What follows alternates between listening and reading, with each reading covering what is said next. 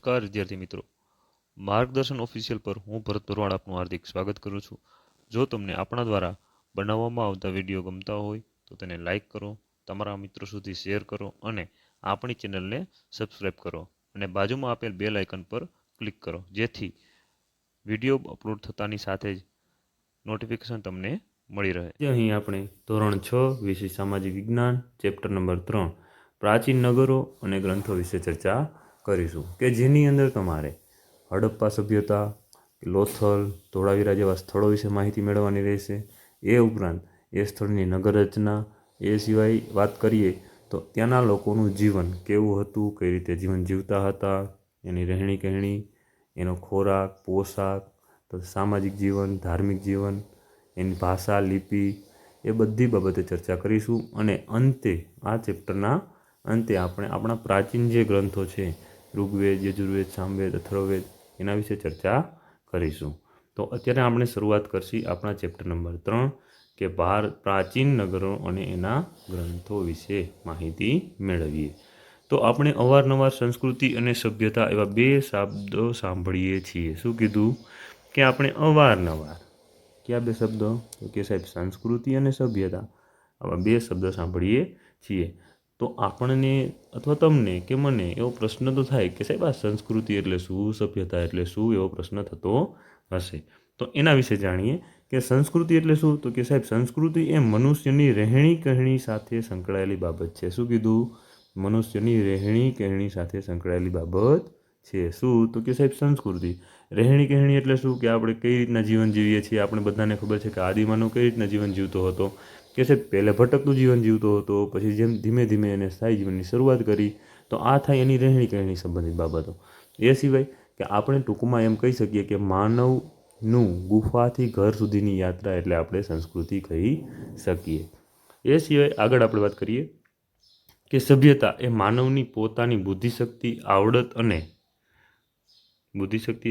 કલા કૌશલ્ય ઉપર આધાર રાખે છે, કે જીવનશૈલીની એક વિશિષ્ટ વ્યવસ્થાનું સર્જન કરે છે। શું કીધું? કે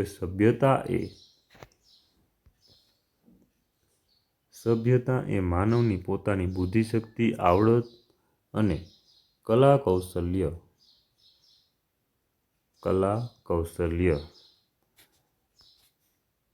બુદ્ધિશક્તિ, આવડત, કલા કૌશલ્ય થી જીવનની એક વિશિષ્ટ અવસ્થાનું સર્જન કરે છે।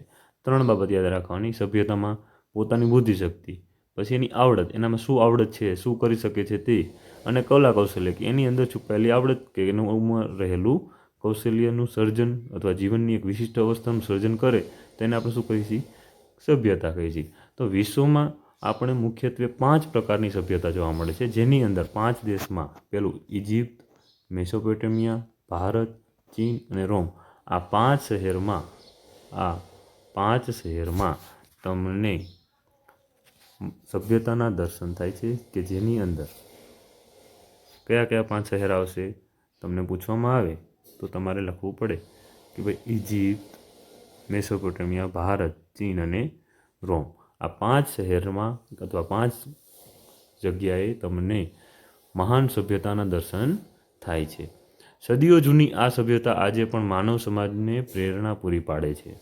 અને આ સભ્યતાઓ પૈકી આપણે અહીં હડપ્પીય સભ્યતાનો અભ્યાસ કરીશું।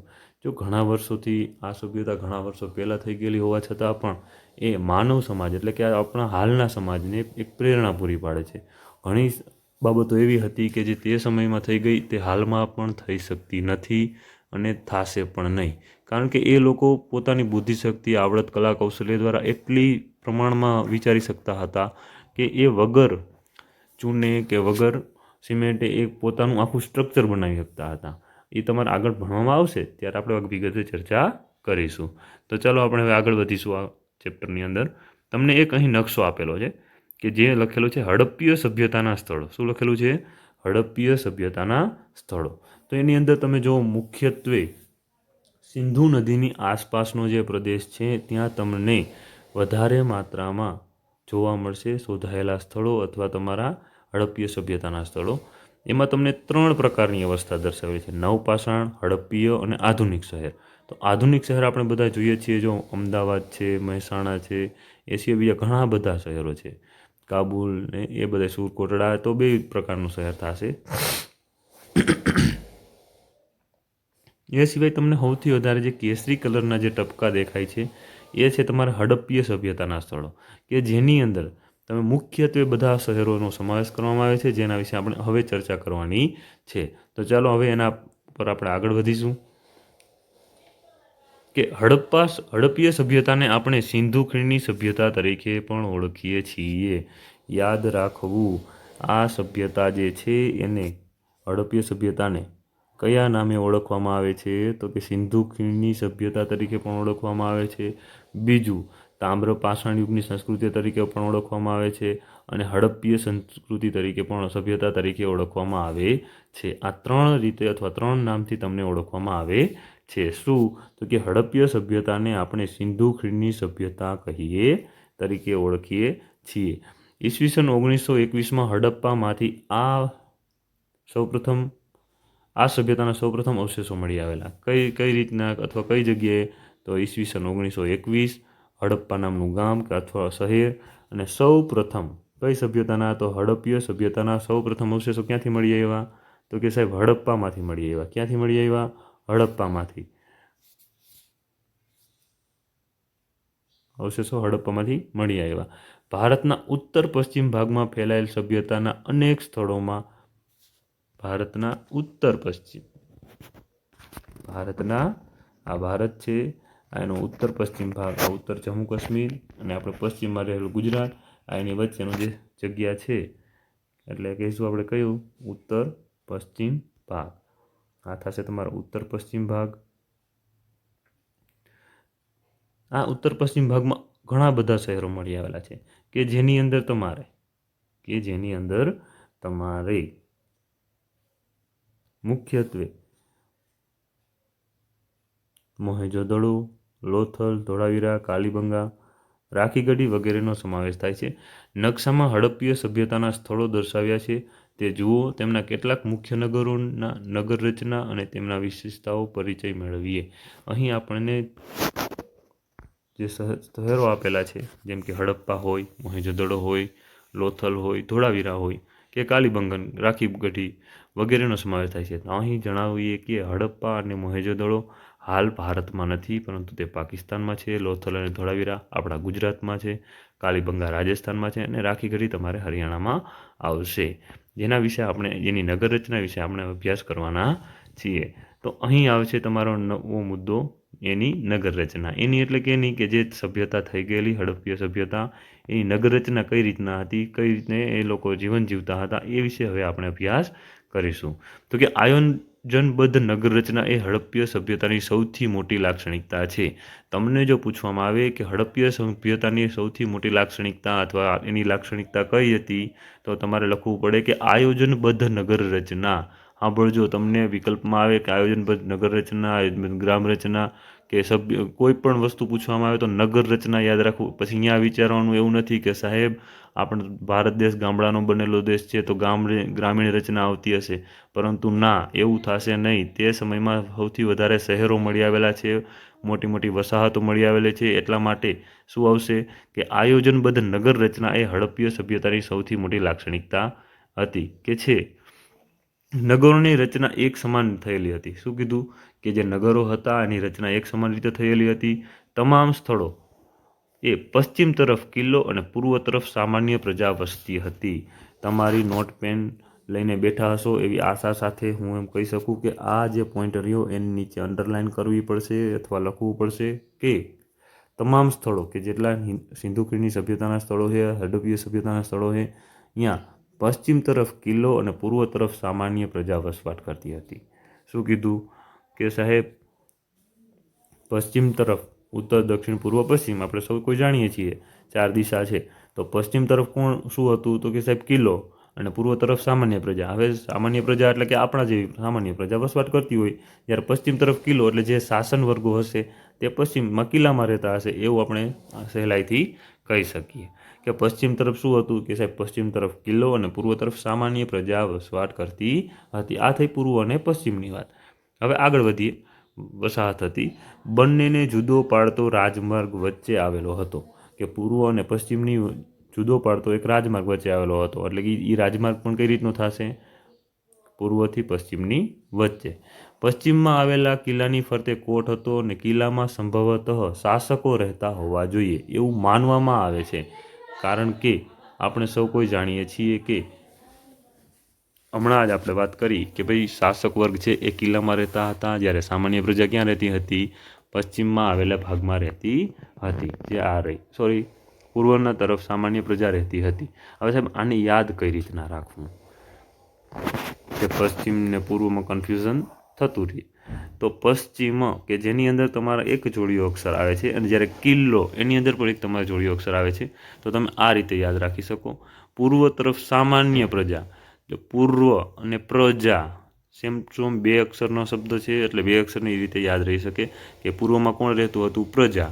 પશ્ચિમમાં કોણ રહેતું હતું? 3 અક્ષરનો શબ્દ. કિલ્લામાં કોણ રહેતું હતું? તો કે જે શાસકો. શું? શાસક. 1 મિનિટ લખી આપું તમને.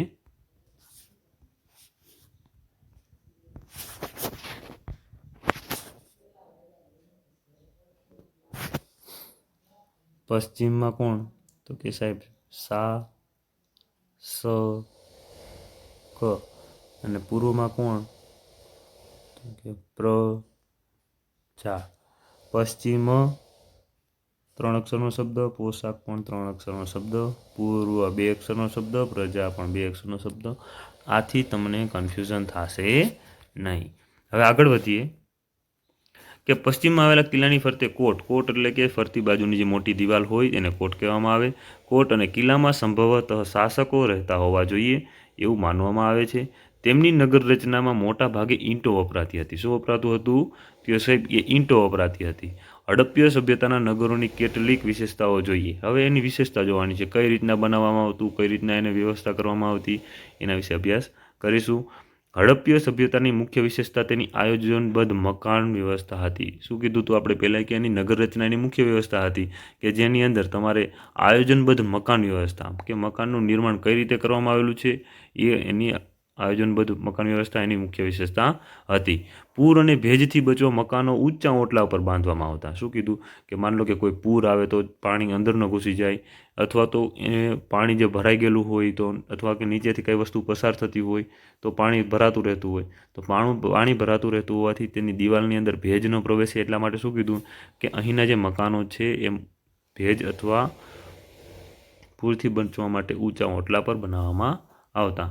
અહીં મકાનોની એક વિશેષતા એ હતી કે મકાનના દ્વાર મુખ્ય રસ્તા પર પડવાને બદલે અંદરની તરફ પડતા હતા.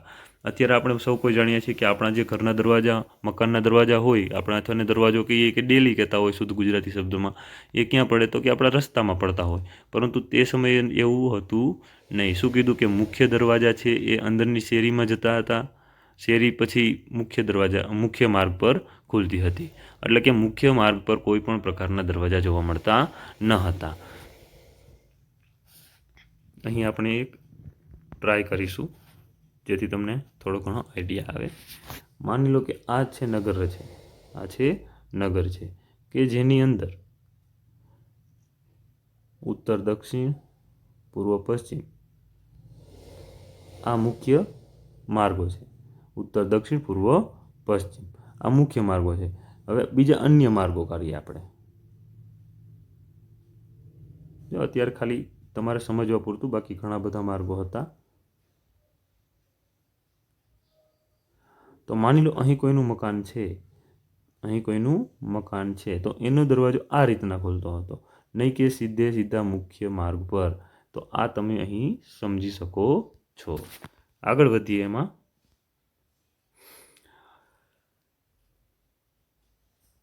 મકાનના દ્વારા મુખ્ય રસ્તા પર પડવાને બદલે અંદરની તરફ પડતા હતા. અહીં 1 અને 2 માળના મકાનો જોવા મળે છે. કેટલા માળના? તો કે સાહેબ 1 અને 2 માળના મકાનો જોવા મળે છે. 1 અને 2 માળના મકાનો જોવા મળે છે. અહીંના રસ્તાઓ સુવિધાજનક હતા. શહેરને મુખ્ય 2 રાજમાર્ગો, એક ઉત્તરથી દક્ષિણ અને બીજો પૂર્વથી પશ્ચિમ જતો હતો. મેં તમને હમણાં જ આકૃતિ દોરીને સમજાવ્યું કે એક ઉત્તરથી દક્ષિણ અને બીજો પૂર્વથી પશ્ચિમ. હવે માન લો હજી એક વખત આપણે જોઈ લઈએ.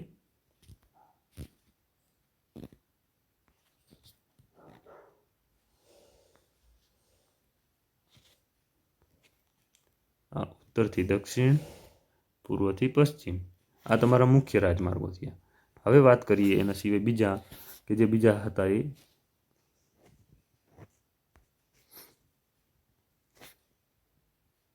અન્ય માર્ગો. આ થશે તમારા અન્ય માર્ગો કે જેમાં મકાનો છે એ મુખ્ય રાજમાર્ગને બદલે ક્યાં ખુલતા હતા? તો કે સાહેબ અન્ય માર્ગો ઉપર ખુલતા હતા. તો અહીં તમે આ સમજી શકો છો કે ઉત્તર, દક્ષિણ, પૂર્વ, પશ્ચિમ. તો અહીં તમારે આ બાબત નોંધવી જોઈએ અથવા આવી રીતે તમે આકૃતિ દોરીને સમજી શકો છો. આગળ વધીએ એમાં હવે કે બે રાજમાર્ગો, એક ઉત્તરથી દક્ષિણ અને બીજો પૂર્વથી પશ્ચિમ જતો હતો. અહીં મુખ્ય માર્ગોની સમાંતર શેરીઓ આવેલી હતી, જે હમણાં આપણે જોઈ કે એને સમાંતર એ બધી શેરીઓ આવેલી હતી. રસ્તાઓ એકબીજાને કાટખૂણે કાપતા હતા. કાટખૂણે એટલે કે 90 ડિગ્રી અંશે. કેટલા? તો કે સાહેબ 90 ડિગ્રી. 90 ડિગ્રી આવી રીતે કાપતા હતા, જેથી કરીને રસ્તાઓ અને શેરીઓનું આયોજન એ રીતે કરવામાં આવેલું હતું કે સમગ્ર નગર ચોરસ અને લંબચોરસ વિભાગમાં વહેંચાઈ જાય છે. શું કીધું? કે તમારું જે સમગ્ર નગર છે એ ચોરસ અને લંબચોરસ આકારમાં, કઈ રીતના? ચોરસ અને લંબચોરસ વિભાગમાં વહેંચાઈ જાય છે. જાહેર રસ્તાઓ પર રાત્રિ પ્રકાશની વ્યવસ્થાના પુરાવા પણ મળેલા છે. શું કીધું? કે એ લોકો રાત્રિ પ્રકાશની યોગ્ય વ્યવસ્થા કરતા હશે, અથવા કોઈ આપણે જ્યારે સ્ટ્રીટ લાઇટ કહી શકીએ આપણે અત્યારે એ રીતના સ્ટ્રીટ લાઇટની વ્યવસ્થા તમને મળી રહે. કારણ શું સાહેબ? એવી ખબર કેમ પડે?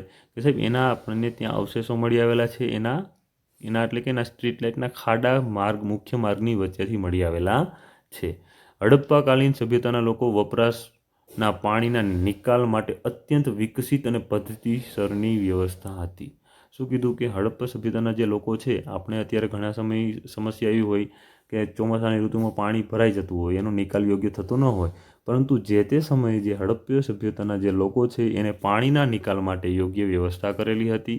કઈ રીતની વ્યવસ્થા હતી? તો કે સાહેબ વિકસિત અને પદ્ધતિસરની. એમ કઈ પણ જગ્યાએ પાણી ભરાયેલું રહે નહીં, સીધું નગરની બહાર જતું રહે, એ રીતે વ્યવસ્થા કરેલી હતી. શું કીધું? કઈ રીતના વ્યવસ્થા હતી? કે દરેક મકાનનું પાણી નાની ગટરમાં અને નાની ગટરમાંથી પાણી મોટી ગટરમાં જતું હતું. કેવું? તો ક્રમબદ્ધ રીતે. તમારા ઘરનું પાણી હોય એ નાની ગટરમાં જાય, નાની ગટરમાંથી એ પાણી જે મુખ્ય ગટર હોય એ ગટરમાં જાય, અને મોટી ગટરમાંથી પાણી નગરની બહાર જતું. શું કીધું? કે તમારા ઘરનું પાણી નાની ગટરમાં જાય, નાની ગટરમાંથી મોટી ગટરમાં જાય, અને મુખ્ય ગટરનું પાણી જે સીધું ક્યાં જતું રહેતું? તો કે સાહેબ નગરની બહાર જતું રહેતું હતું. મોહેંજો-દડોમાં એક જાહેર સ્નાનાગાર. શું કીધું? જાહેર સ્નાનાગાર. જાહેર એટલે કે કોઈ પણ વ્યક્તિની માલિકી નહીં એવું સ્નાનાગાર મળી આવેલું છે. ક્યાંથી મળી આવેલું છે સાહેબ?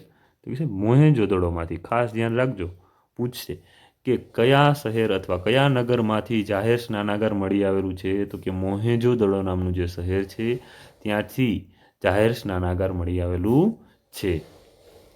આ સ્નાનાગારની વચ્ચે સ્નાનકુંડ છે. શું કીધું? જે સ્નાનાગાર છે એટલે આપણે અત્યારના સમયમાં કહીએ તો સ્વિમિંગ પુલ જેવી બાબત થાય, તો કે સ્નાનકુંડ છે. સ્નાનકુંડમાં ઉતરવા માટે 2 બાજુએ પગથિયા છે. કેટલી બાજુએ? તો સાહેબ કે 2 બાજુએ પગથિયા. જોજો 4 બાજુ ન કરતા હો, 2 બાજુએ જતા પગથિયા. ભાઈ તમે લાગણીમાં આવીને ચાર ન કરી નાખતા. કેટલી બાજુએ હતા? તો સાહેબ 2 બાજુએ પગથિયા મળી આવેલા છે અથવા વ્યવસ્થા જોવા મળેલી છે. સ્નાનકુંડની ફરતે વસ્ત્રો બદલવા માટે ઓરડીઓ છે. શું કીધું? કે જે તમારે જે સ્નાનકુંડ હતો ને એની ફરતી બાજુએ માની લો કે અહીં આપણે એવી રચના કરી શકીએ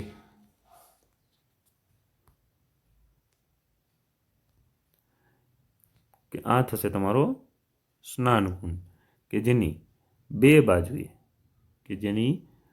બાજુએ શું છે? ઉતરવા માટેના પગથિયા. શું છે? ઉતરવા માટેના પગથિયા. અને એની ફરતે કપડાં બદલવા માટેની ઓરડીઓ જોવા મળે છે. કપડાં બદલવા માટેની ઓરડીઓ જોવા મળે છે. ઓરડીઓ એમને દોરેલી છે. ભાઈ મેં માપ નથી લીધેલું કે આવી રીતના જશે એમ, પણ આવી રીતના તમને કપડાં બદલવા માટેની ઓરડીઓ જોવા મળી શકે.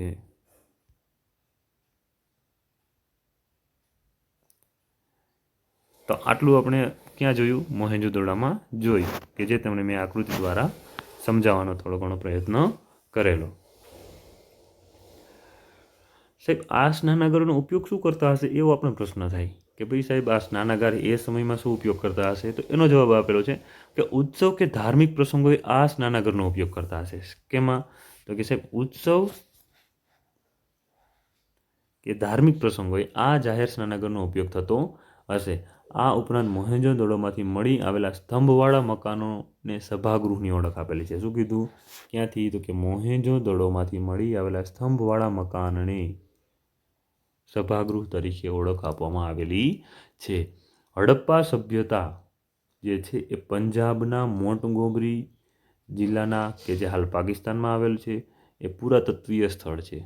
અત્યારે તમારે મોહેંજો-દડોની વાત થતી હતી કે જેની અંદર આપણે શું જોયું કે ભાઈ જાહેર સ્નાનાગાર જોયું, પછી સ્તંભવાળું સભાગૃહ જોયું. હવે આવે છે તમારે હડપ્પાની વાત. તો કે હડપ્પા ક્યાં આવેલું છે? તમને પૂછવામાં આવે તો લાગણીમાં આવીને ભારતમાં કરી નાખવાનું નથી. ક્યાં આવશે હડપ્પા? તો કે પંજાબના મોન્ટગોમરી જિલ્લામાં. ક્યાં? પંજાબના મોન્ટગોમરી જિલ્લામાં, કે જે હાલ ક્યાં આવેલું છે? પાકિસ્તાન. પંજાબ ક્યાંનું? પાકિસ્તાનનું પંજાબ, ભાઈ ભારતનું નહીં હો.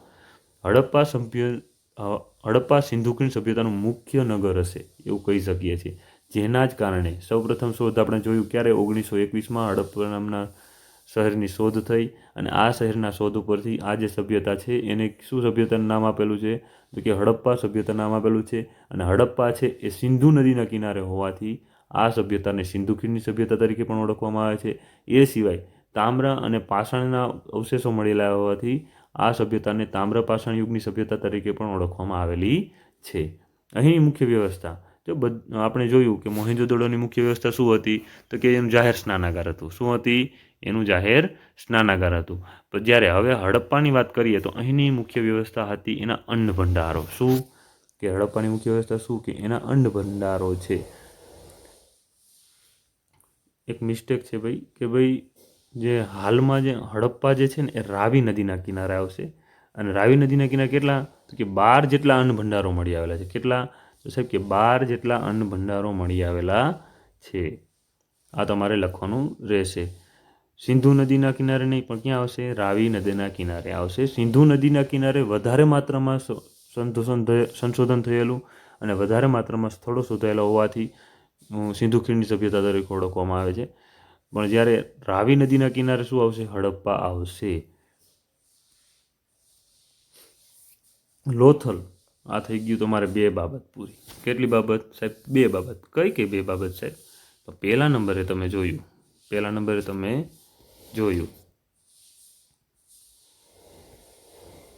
મોહેંજો-દડો, અને બીજું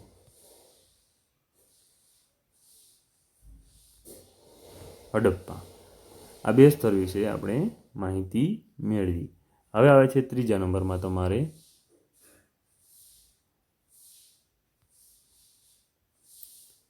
લોથલ. શું આવે છે? લોથલ, કે જેને આપણે જોઈએ હવે.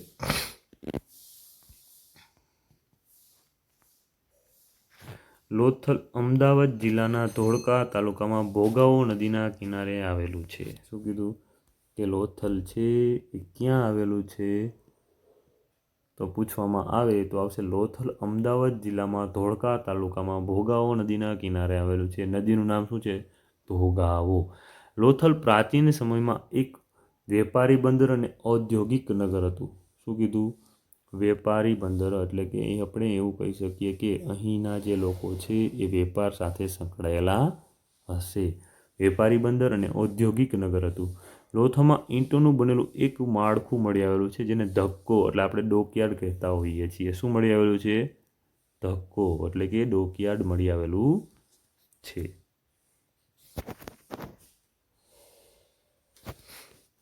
અહીં આવતા વાહનોને લંગારીને માલ સામાન ચડાવવા ઉતારવાના કામ માટે ઉપયોગમાં આવતું હોવાનું માની શકાય છે. શું? કે જે ધક્કો મળી આવેલો છે, જે ડોકયાર્ડ મળી આવેલું છે, કે જેનો ઉપયોગ શું થતો હતો? કે તે વાહનો છે એને લંગારીને માલ સામાન ચડાવવા ઉતારવામાં ઉપયોગ કરવામાં આવતો હશે એવું કહી શકાય છે અથવા માની શકાય છે. આ ઉપરાંત અહીં વખારો અને મણકા બનાવવાની ફેક્ટરી મળી આવેલી છે. શું કીધું કે વખારો અને મણકા બનાવવાની ફેક્ટરી મળી આવેલી છે. ક્યાંથી? તો કે આ પણ આવશે તમારે લોથલમાંથી. જેથી કહી શકાય કે લોથલ શું પ્રાચીન ભારતનું ત્યારનું પ્રાચીન ભારતનું સમૃદ્ધ બંદર હશે અને હડપ્પીય સભ્યતાનો આંતરરાષ્ટ્રીય વેપાર કેના મારફતે થતો હશે? લોથલ મારફતે થતો હશે. એ સિવાય એક ખાસ બાબત નોંધવા જેવી છે કે ભારતનું સૌ પ્રથમ અથવા સૌથી જૂનું જો કોઈ બંદર હોય તો તે છે લોથલ. હાલમાં દરિયા કિનારો લોથલમાં જોવા મળતો નથી, પરંતુ જે તે સમયે લોથલ ભારતનું સમૃદ્ધ અને સૌપ્રથમ બંદર હતું. એ સિવાય વાત કરી કે શું આંતરરાષ્ટ્રીય વેપાર ક્યાંથી થતો હતો? હડપ્પીય સભ્યતાના તમામ શહેરો જે છે એ મુખ્યત્વે કે સિંધુ નદીની આસપાસના જે શહેરો છે એનો વેપાર કેના મારફતે થતો હતો? કે લોથલ બંદરના મારફતે થતો હતો. આગળ વધીએ.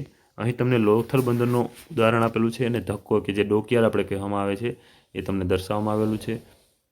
એના પછી આવે છે તમારી ધોળાવીરા. કેટલા નંબરનું શહેર? સાહેબ ચોથા નંબરનું શહેર. કેટલા નંબરનું શહેર?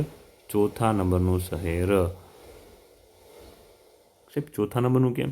જો પહેલે મોહેંજો-દડો જોયો, હડપ્પા જોયું, પછી જોયું આપણે હમણાં જ શું જોયું? લોથલ. અને હવે જોઈએ છીએ આપણે ધોળાવીરા. કે ધોળાવીરા કચ્છ જિલ્લાના ભચાઉ તાલુકાના ખડીરબેટ વિસ્તારમાં આવેલું છે. પુરાતત્વીય સ્થળ છે. ક્યાં? કચ્છ. કચ્છ ક્યાં આવશે? આપણા ગુજરાતમાં. ભચાઉ તાલુકાના ખડીરબેટ વિસ્તારમાં આવેલું પુરાતત્વીય સ્થળ છે. સામાન્ય રીતે આપણે અત્યાર સુધીમાં જોયું કે જે નગરો હતા એ બે વિભાગમાં વહેંચાયેલા હતા, એટલે કે દ્વિસ્તરીય હતા. શું કીધું? કે હડપ્પા નગરો બે વિભાગમાં હતા. જોયું ને ભાઈ આપણે પૂર્વ બાજુ ને પશ્ચિમ બાજુ. પશ્ચિમ 3 અક્ષર એટલે શહેર કોણ રહેતા હતા? શાસકો રહેતા હતા. બીજું પૂર્વ કોણ રહેતું હતું? સામાન્ય પ્રજા રહેતી હતી. પરંતુ આપણું જે આ ગુજરાતમાં આવેલું અને આપણી આન બાન અને શાન કહી શકાય એવું ધોળાવીરા 3 ભાગમાં વહેંચાયેલું છે. કેટલા? 3. કયા કયા સાહેબ 3 ભાગ? કિલ્લો, સિટાડેલ અને નીચલું નગર. કિલ્લો એટલે કે સિટાડેલ, ઉપલું નગર અને નીચલું નગર. તમારે આ અલગથી યાદ રાખવું પડશે. ધોળાવીરા કેટલા? 3 સ્તરનું બનેલું હતું કે જેની અંદર કિલ્લો, ઉપલું નગર અને નીચલું નગર એવું વ્યવસ્થા ગોઠવવામાં આવેલી હતી. સાહેબ એની અંદર રહેતા કોણ હતા એ કહો અમને. સાહેબ કિલ્લાની અંદર જે શાસકો હતા એ રહેતા હતા. ઉપલું નગર જે હોય એમાં અમીરો રહેતા હતા અને નીચલું નગર તમારા મારા જેવી પ્રજા રહેતી હતી. હવે ધોળાવીરાની મુખ્ય વિશેષતા શું છે? તો કે પાણીના સંગ્રહ માટેની વ્યવસ્થા, વરસાદના પાણીના સંગ્રહ માટેની વ્યવસ્થા અને એક સ્ટેડિયમ. શું છે વિશેષતા? સંગ્રહની વિશેષતા, વોટર હાર્વેસ્ટિંગ સિસ્ટમ અને સ્ટેડિયમ મળી આવેલું છે જે તેની મુખ્ય વિશેષતા છે. આપણે મોહેંજો-દડોમાં મુખ્ય વિશેષતા શું જોઈ હતી? બોલો શું જોઈ હતી? જાહેર સ્નાનાગાર. પછી હડપ્પામાં આપણે મુખ્ય વિશેષતા શું જોઈ હતી? બોલો મુખ્ય વિશેષતા શું જોઈ હતી? કે એના 12 મુખ્ય જે ભંડાર છે, અન્નના ભંડાર છે તે. લોથલમાં આપણે શું મુખ્ય વિશેષતા જોઈ? કે તે બંદર છે એનું ડોકયાર્ડ. એના પછી આપણે જોયું ધોળાવીરા કે ધોળાવીરાના મુખ્ય વિશેષતા શું? કે તે 3 સ્તરમાં છે અને એની મુખ્ય વિશેષતા એ છે કે જે વરસાદ હોય એ પાણી એનું સંગ્રહ કઈ રીતના કરવો એ અને એનું સ્ટેડિયમ એની મુખ્ય વિશેષતા છે. હવે જો એક વાત કરીએ આપણે કે હાલના સમયમાં પણ વરસાદના પાણીનો સંગ્રહ કરવો આપણે બધા માટે ખૂબ જ મુશ્કેલ છે. જ્યારે ધોળાવીરા ક્યાં આવેલ છે? કચ્છમાં. તો આપણે બધાને ખબર છે કે કચ્છમાં વરસાદ ઓછો પડે છે. તો અહીં એ રીતની વ્યવસ્થા કરવામાં આવેલી હતી કે સમગ્ર ગામનું પાણી એકઠું થઈને એક જગ્યાએ ભેગું થતું હતું અને એ જગ્યાનું જે પાણી છે તે આખા વર્ષ દરમિયાન ઉપયોગ કરી શકાતું હતું અને ખૂટતું પણ ન હતું. તો તેથી આપણે એ વસ્તુ કહી શકીએ કે જે તે સમયની વાત કરીએ તો પાણીની ખૂબ જ તંગી હશે એવું આપણે કહી શકીએ. તો કે હા સાહેબ આપણે કહી શકીએ, કારણ કે જો પાણીની તંગી ન હોત તો આવી કોઈ પણ પ્રકારની સિસ્ટમ હોત નહીં. પાણીની તંગી હોવાને કારણે આવી સિસ્ટમ તમને જોવા મળે છે. આગળ વધીએ. ધોળાવીરા પછી આપણે જોઈશું રાજસ્થાનનું કાલીબંગન. સાહેબ એની વિશેષતા શું છે? તો જોઈએ એની વિશેષતા શું છે કે રાજસ્થાનનું કાલીબંગન હડપ્પીય સભ્યતાની કૃષિ ક્રાંતિનું મુખ્ય મથક હતું. શું કીધું કે રાજસ્થાનનું કાલીબંગા જે છે એ હડપ્પીય સભ્યતાની કૃષિ ક્રાંતિનું જો કોઈ મુખ્ય મથક હોય તો શું છે? કોણ છે? કાલીબંગન. અહીં ખેડેલા ખેતરના અવશેષો મળેલા છે. શું કીધું? ખેડેલા ખેતરના અવશેષો મળેલા છે. અને જે સાબિતી પૂરી પાડે છે કે અહીં મળી આવેલા તાંબાના અવશેષો એ પુરવાર કરે છે કે અહીં તાંબાના ઓજારોનું નિર્માણ થતું હશે. શું કીધું? કે તાંબાના ઓજારોનું નિર્માણ થતું હશે. કેવા? જો ધાતુ એવી. કેવું? કે તાંબાના ઓજારો. આની પહેલાં આપણે આદિમાનવમાં ભણ્યા શેના હથિયારો હતા, ઓજારો શેના બનાવતા હતા? સાહેબ હાડકાના, લાકડાના અને પથ્થરના બનાવતા હતા. પરંતુ અહીં જે કાલીબંગા છે તમને શું જોયું કે જોવા મળેલું કે તાંબાના અવશેષો જોવા મળેલા અને એના શું બનાવતા હતા? ઓજારો બનાવતા હતા. તો સાહેબ આ ઓજારનો ઉપયોગ શું કરતા હતા? સાહેબ ઉપયોગ કરતા હતા કૃષિ ક્ષેત્રે. શું ઉપયોગ કરતા હતા? કૃષિ ક્ષેત્રે. અને કાલીબંગનમાં જે ખેડેલા ખેતરના અવશેષો મળેલા છે એ સિવાય વાત કરીએ તો કે ખેડેલા ખેતરના ઓજારો કેના હતા? કયા ઓજારનો ઉપયોગ કરતા હતા? કૃષિ ક્ષેત્રમાં કયો ઉપયોગ કરતા હતા ઓજારનો? તો કે સાહેબ તાંબાના જે ઓજારો બનતા ને એનો ઉપયોગ કરતા હતા. આમ આપણે આ કેટલા નંબરનું શહેર જોયું? 5મા નંબરનું શહેર જોયું. પહેલું કયું જોયું? મોહેંજો-દડો. બીજું હડપ્પા. ત્રીજું આપણું લોથલ. ચોથું આપણું ધોળાવીરા. અને 5મું રાજસ્થાનનું કાલીબંગન શહેર જોયું. આમ સિંધુ ખીણની સભ્યતાનું નગર આયોજન સુવ્યવસ્થિત અને સુંદર ઇજનેરી કળા ધરાવતું હતું. શું કીધું? કે જે નગર આયોજન છે એ સુવ્યવસ્થિત એટલે કે યોગ્ય રીતે થયેલું, સુંદર અને ઇજનેરી કળા એમ. જે તે સમયમાં હાલના જે ઇજનેરીઓ નથી કરી શકતા, એન્જિનિયરો નથી કરી શકતા, એ સમયમાં એ લોકો કરેલા હતા. એટલે ઇજનેરી કળા ધરાવતું હતું. આયોજનબદ્ધ અને કૌશલ્યયુક્ત હતું. તેમાં તે વખતના શાસક વર્ગની શાસન શક્તિ, ઇજનેરોની બુદ્ધિ ક્ષમતા અને કારીગરોની કલા શક્તિનું અદ્ભુત પ્રતિબંધ પાડે છે. કેવું? તો કે સાહેબ અદ્ભુત પ્રતિબંધ પાડે છે. બસ આજ અહીં આપણે આટલું જ રાખીશું. મળીએ કાલે ફરીથી નવા લેક્ચરમાં નવા મુદ્દા સાથે. ત્યાં સુધી વિડીયોને જોતા રહો, વિડીયોને લાઇક કરો, શેર કરો અને આપણી ચેનલને સબસ્ક્રાઈબ કરો. જય હિન્દ, જય દ્વારકાધીશ.